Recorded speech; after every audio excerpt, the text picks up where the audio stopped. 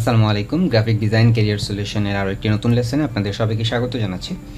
আমরা আমাদের আজকের এই লেসনে আমাদের টুল সেকশনে অ্যাডোবি ফটোশপের যে টুল সেকশন আছে, টুল সেকশনের একদম প্রথম যে টুলটা আছে সেই টুলটা নিয়ে আমরা আলোচনা করব এবং কয়েকটা শর্টকাট কমান্ড নিয়ে আমরা আলোচনা করতে পারি।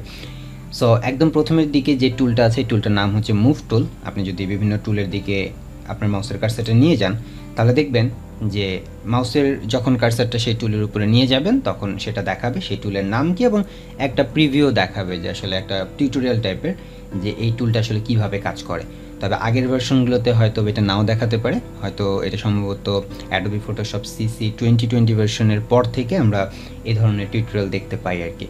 তো যাই হোক, এটা হচ্ছে আমাদের মুভ টুল। মুভ টুলের কাজ হচ্ছে কোনো একটা অবজেক্টকে মুভ করা, অর্থাৎ আমার এই ডকুমেন্টের মধ্যে যদি কোনো একটা অবজেক্ট থাকে আমি সেই অবজেক্টটাকে মুভ করতে পারবো।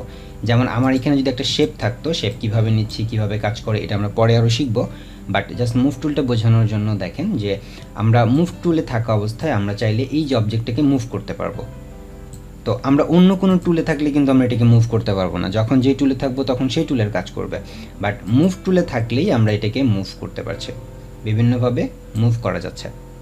ঠিক আছে, এটা হচ্ছে আমাদের মুভ টুলের কাজ। এবং এখানে অপশন বারে দেখবেন যে অটো সিলেক্ট নামে একটা অপশন আছে।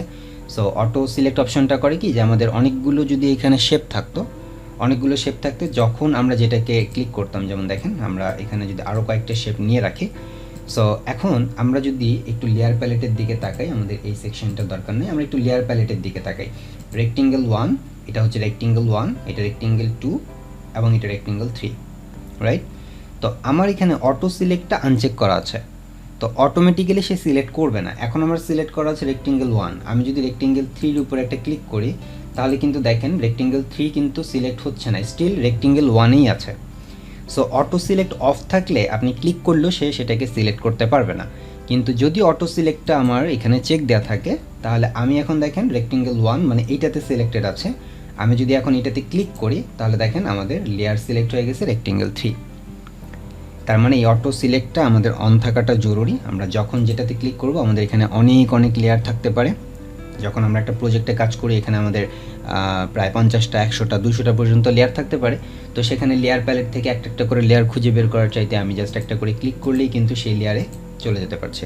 কারণ যেহেতু আমরা জানি যে লেয়ার ছাড়া অ্যাডোবি ফটোশপ আসলে ভালোভাবে কাজ করতে পারবে না। অ্যাডোবি ফটোশপের প্রাণ হচ্ছে লেয়ার।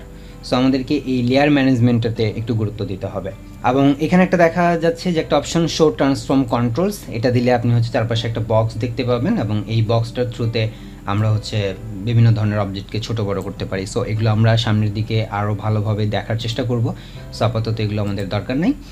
আমরা জাস্ট মুভ টুল দিয়ে বুঝলাম যে আমরা কোনো একটা অবজেক্টকে যদি মুভ করতে চাই তাহলে আমাদেরকে মুভ টুল ব্যবহার করতে হবে। এবং এই মুভ টুল যেহেতু একটা টুল সেট, মাউসে রাইট ক্লিক করলে আমরা এর সাথে আরেকটা টুল পাই, আর্টবোর্ড টুল। সো এটা আমাদের একটা আর্টবোর্ড। এখন আমি যদি মনে করি এখানে আরেকটা আর্টবোর্ড আমি তৈরি করব, সাপোজ আমি এইখানে এভাবে করে মাউসের লেফট ধরে ড্র্যাগ করলাম, তাহলে এখানে দেখেন আমাদের একটা আর্টবোর্ড তৈরি হয়ে গেল। সো যেহেতু প্রথমের দিকে আমরা আর্টবোর্ড সিলেক্ট করিনি, যখন আমরা নতুন ডকুমেন্ট তৈরি করছিলাম তখন আমরা কিন্তু কোনো আর্টবোর্ড তৈরি করিনি, এই জন্য এখন শুধু এটাই আর্টবোর্ড হিসেবে আসলো এবং আগেরটার যে আমাদের আর্টবোর্ডটা ছিল সেটা কিন্তু হাইড হয়ে গেল, এটা আর্টবোর্ড 1। সো আমি যদি এখানে আরেকটা আর্টবোর্ড নিতে চাই, আমি এভাবে করে যদি ড্র্যাগ করি তাহলে দেখেন এখানে আমার আরেকটা আর্টবোর্ড আসলো। সো আমি চাইলে ম্যানুয়ালিও আর্টবোর্ড নিতে পারি, আবার আমি চাইলে এই যে প্লাস আইকনে ক্লিক করলে এখানে দেখেন আরেকটা আর্টবোর্ড তৈরি হয়ে যাচ্ছে। যদি আমি উপরের দিকে প্লাস আইকনে ক্লিক করি তাহলে আরেকটা আর্টবোর্ড উপরের দিকে তৈরি হবে এবং যেহেতু লেফটে এখন জায়গা আছে সো লেফটে ক্লিক করলে লেফটে আর্টবোর্ড তৈরি হবে। সো যদি কখনো মনে হয় যে আমাদের ডকুমেন্টে কাজ করার জন্য বা এই ফিল্ডে কাজ করার জন্য আমাদেরকে একাধিক আর্টবোর্ড নেওয়ার প্রয়োজন হচ্ছে, তখন আমরা চাইলে আর্টবোর্ডটা ব্যবহার করতে পারি বা এই আর্টবোর্ড টুলের সাহায্যে আমরা নতুন আর্টবোর্ড নিতে পারি। আবার যদি আমরা নতুন ডকুমেন্ট নেওয়ার সময় আর্টবোর্ডে চেক দিয়ে দিতাম, যেভাবে আছে সেভাবেই থাকলো, আমরা জাস্ট আর্টবোর্ডে চেক দিয়ে দিলাম, এটার নাম দিয়ে দিচ্ছি আমরা প্র্যাকটিস 2।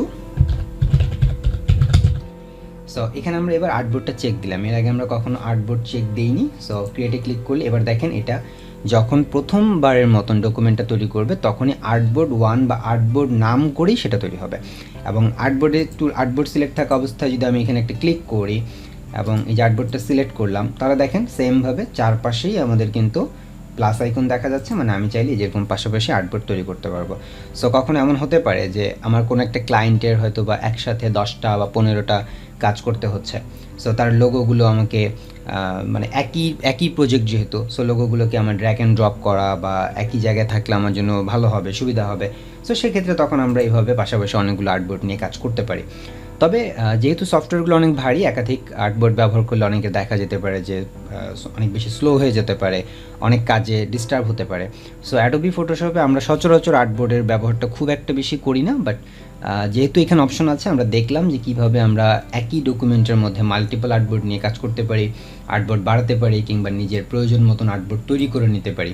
ঠিক আছে, আবার যদি আমরা এই আর্টবোর্ডগুলোকে ডিলিট করতে চাই, সাপোজ আমরা আর্টবোর্ড 4 এই আর্টবোর্ডটাকে ডিলিট করতে চাচ্ছি, জাস্ট এটাকে সিলেক্ট করলাম এবং কিবোর্ড থেকে ডিলিট প্রেস করে দিলে দেখবেন আর্টবোর্ডটা ডিলিট হয়ে গেছে। তার মানে আমরা আর্টবোর্ড নিতেও পারি, আবার চাইলে আর্টবোর্ডকে ডিলিটও করে দিতে পারি। জাস্ট সিম্পল আমাদের এটা সিলেক্ট থাকতে হবে, যেই আর্টবোর্ডটা সিলেক্ট আছে কিবোর্ড থেকে ডিলিট প্রেস করে দিলে সেই আর্টবোর্ডটা ডিলিট হয়ে যাবে।